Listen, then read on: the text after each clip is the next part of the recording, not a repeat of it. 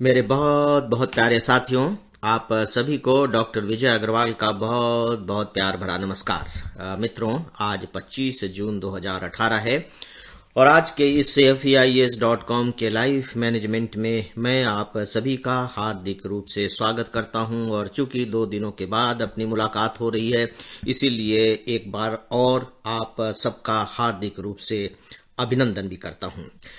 दोस्तों, आज सोमवार है और सोमवार को जनरली अभी जो हम लोगों ने शुरुआत की है एक नई पद्धति की, और वह है किसी के जीवन के अंश को या तो पढ़कर सुनाना या जीवन की घटना के आधार पर जीवन को जानने और समझने की कोशिश करना।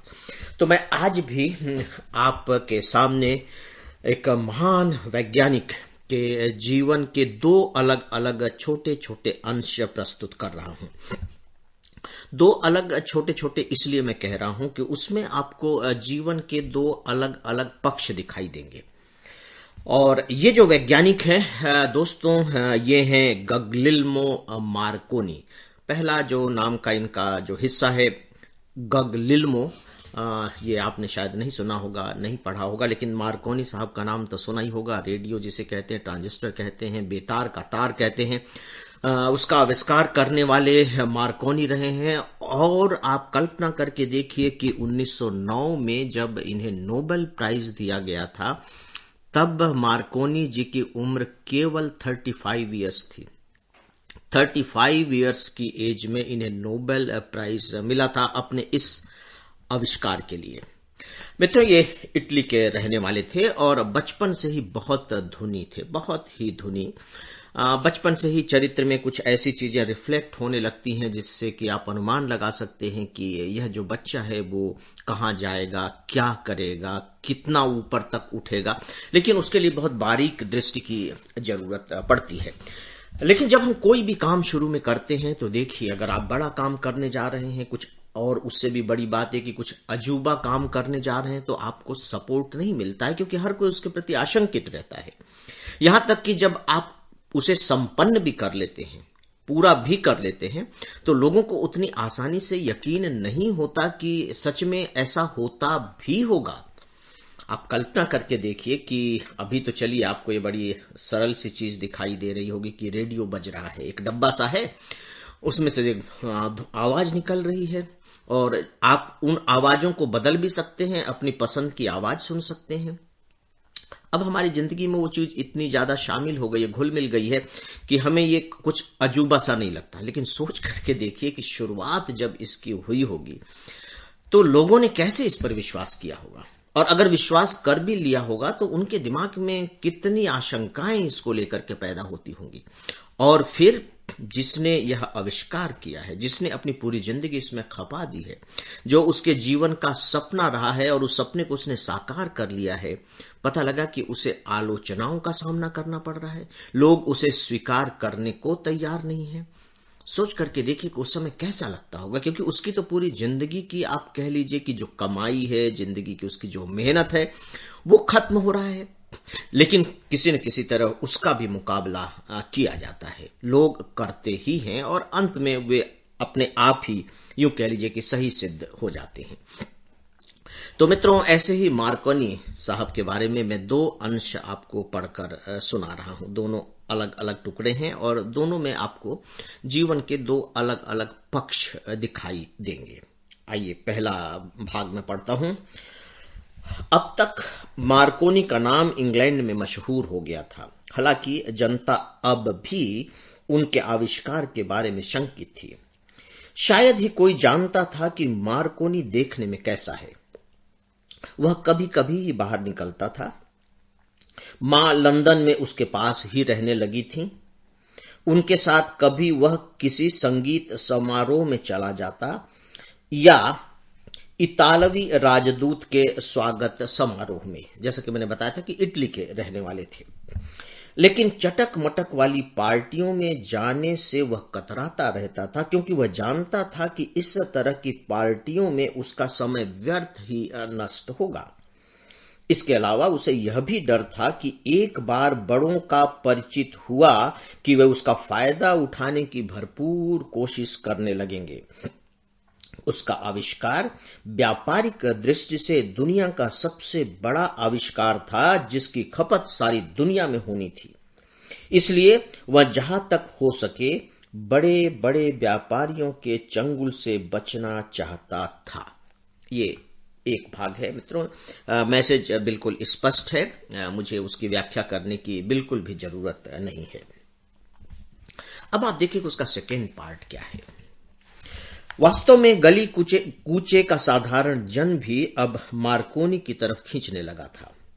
उसका आविष्कार दिनों दिन लोकप्रिय होता जा रहा था और जैसा कि अक्सर होता है, इसका एक परिणाम यह हुआ कि बहुत से लोगों ने उसकी और उसके आविष्कार की नुक्ताचीनी शुरू कर दी।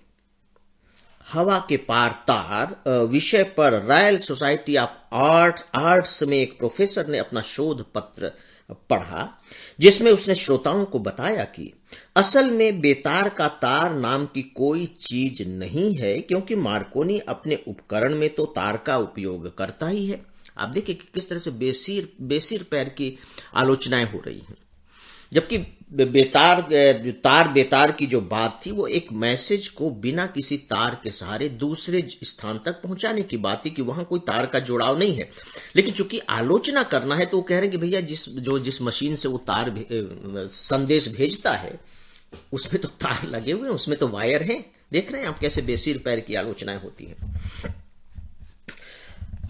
चिंतित बूढ़ी स्त्रियों ने अखबारों में शिकायती पत्र छपवाए, जिनमें कहा गया था कि बेतार की तरंगें सीधे उनके शरीर में से होकर गुजर रही हैं, और यदि जल्दी ही मार्कोनी को अपना खतरनाक आविष्कार बंद कर देने के लिए नहीं कहा गया तो वे समय आने से पहले ही मर जाएंगी। सोच करके देखिए, इतना घबरा रही हैं, इतना वो डर रही है।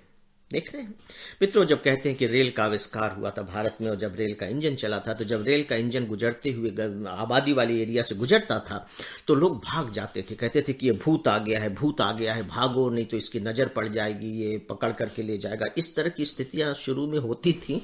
आज हमें वो बहुत ही सामान्य सी बातें लग रही हैं। अब आप देखिए, व्यंग लेखकों ने मजाक में लिखा, इस इतालवी के पास बांसुरी तो है, बस बंदर की कसर है। वह बजा तो सकता नहीं, हां शोर जरूर मचा सकता है। यहां तक कि वैज्ञानिक सूझबूझ वाले लोगों को भी यह समझाना बड़ा मुश्किल हो गया कि वर्षा और कोहरे में भी इन बेतार की तरंगों को कोई बाधा नहीं पहुंचेगी। कुछ वैज्ञानिकों को छोड़कर सबके लिए यह बात एक बहुत बड़े रहस्य की बात थी। मित्रों, ये है शुरुआत। देखिए, सिंपल सी बात है यहां जो कही गई है। आपने देखा कि किस तरह से आलोचनाएं प्रत्यालोचनाएं हो रही हैं, और सबसे बड़ी बात यह है कि बेसिर पैर की आलोचना हो रही है जिसका कोई वैज्ञानिक आधार नहीं है। और देखिए, आलोचना करने वालों मुझे लगता है कि भी गलती नहीं है, क्योंकि उनका दिमाग, उनकी चेतना उस चीज को एक्सेप्ट नहीं कर पा रही है कि वास्तव में ऐसा हो भी सकता है। जैसे बूढ़ी औरतों की बात आपने देखी कि उसकी जो तरंगे हैं वो हमारे शरीर से होकर के गुजर रही हैं और उसका दुष्प्रभाव इतना पड़ेगा कि हम जल्दी मर जाएंगे। तो अब ये उनके दिमाग में कहां से आया? तो डेफिनेटली जो एक वर्ग होता है जो इन सब चीजों को बड़ी नकारात्मक दृष्टि से देखता, आलोचनात्मक दृष्टि से नहीं। आलोचना अगर समीक्षा की तरह है तब अच्छी बात है, लेकिन वो नकारात्मकता इस रूप में कि नहीं इसको तो रिजेक्ट करना है, इसको तो हराना ही है, इसको तो भगाना ही है, ये नकारात्मक दृष्टि है। तो नकारात्मक दृष्टि से आपकी चीजों को देखने वाला एक वर्ग समाज में हमेशा ही होगा, हमेशा होगा, मान करके चलिए, उसके अस्तित्व को स्वीकार कीजिए। और इस तरह के लोग फिर अफवाहें फैलाते हैं। तो उन्होंने औरतों के बीच अफवाहें फैला दी और उन्होंने फिर अखबारों में अपने लेटर भेजने शुरू कर दिए कि भैया इसको रोको। भारत में भी हुआ था। देखिए, जब भाखड़ा नांगल बांध जब बनना शुरू हुए, मतलब उसका जब उद्घाटन हो गया, तब एक वर्ग था जिसने किसानों को भड़काना शुरू किया। क्या कह के भड़काना शुरू किया? उस समय के आप अखबार देखिए कि इस तरह से कहा गया कि देखिए, भाखड़ा नंगल बांध से जो पानी आएगा उस पानी से आप अपने खेतों की सिंचाई करेंगे, लेकिन उस पानी की जो ताकत है वो तो बिजली के रूप में पहले खींची जा चुकी होगी, मतलब वो जो पानी है उसमें कोई ताकत नहीं होगी। तो अगर उससे आप अपनी फसल की सिंचाई भी करेंगे तो उससे आपको कोई फायदा नहीं होगा, बेकार होगा, तो आप उसे सिंचाई मत कीजिए। उसका दुष्प्रभाव पड़ा कुछ समय के लिए, लेकिन बाद में फिर जो वैज्ञानिक चीजें होती हैं, जो सही चीजें होती हैं मित्रों, उनमें इतनी ताकत होती है कि वो अपने को स्थापित कर ही लेती हैं, उन्हें पराजित नहीं किया जा सकता। तो मुझे लगता है कि ऐसे लोग जो थोड़े से भी बड़े कामों में लगे हुए हैं या दूसरों को विश्वास नहीं हो पाता है कि ये इस तरह का काम कर भी लेगा, उन्हें बस एक अचल भाव से अपने काम के प्रति समर्पित होकर के अपने को लगा देना चाहिए। दूसरों की आलोचनाओं प्रत्यालोचनाओं के आधार पर मुझे लगता है कि अपना रास्ता बदलना सही नहीं होगा। तो दोस्तों, आज के लाइफ मैनेजमेंट में बस इतना ही। अब आप सबकी इजाजत चाहूंगा।